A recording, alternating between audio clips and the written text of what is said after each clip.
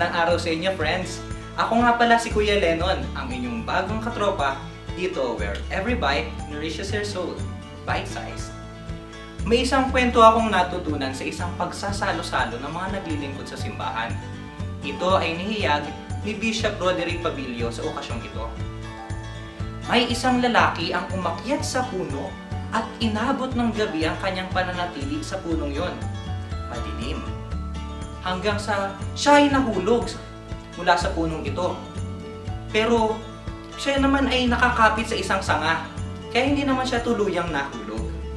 Sa sobrang takot niya ay tumawag siya ng tulong. Walang ibang tumugon.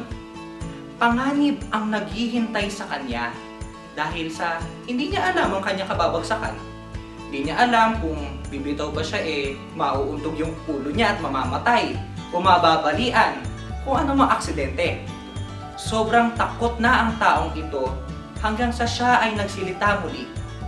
Humingi ng tulong sa Diyos at sinabi, "Panginoon ko, tulungan mo po ako sa kapahamakang ito." Agad din namang may narinig siyang tinig na para bang sagot sa kanyang hiniling sa Diyos. "Bumitiw ka." Yan ang sabi ng narinig niyang tinig.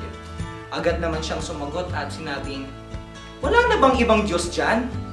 Hanggang sa umabot ang pagsikat ng araw at nakita ng lalaki na isang dangkal na lang pala ay lupa na. Ganito rin ang ating buhay pananampalataya. Kadalasan ay sinasabi na ng Diyos ang kanyang kalooban na nararapat sundin at makabubuti para sa atin. Ngunit sa kabila ng pagtulong at pag-iingat sa atin ng Panginoon, ay hindi pa rin tayo nakikinig sa Kanya. Matigas pa rin ang ating mga ulo. Hanggang sa nakakalimutan na nating totoong may Diyos. Mga kaibigan, sa ating ebanghelyo, tayo ay pinaalalahanan ng Diyos na makiisa sa Kanya. The bond that is the source of the union is faith. He is the vine and we are the branches. Without the vine, we will not exist. Without Him, we are nothing. Kaya friends, ito ay isang paanyaya sa ating lahat. Paanyaya na manalig sa Kanya, maging tagasunod niya, at makiisa sa Kanya. Kaya huwag tayong matakot, tayo nawa mga friends ay mamunga ng masagana.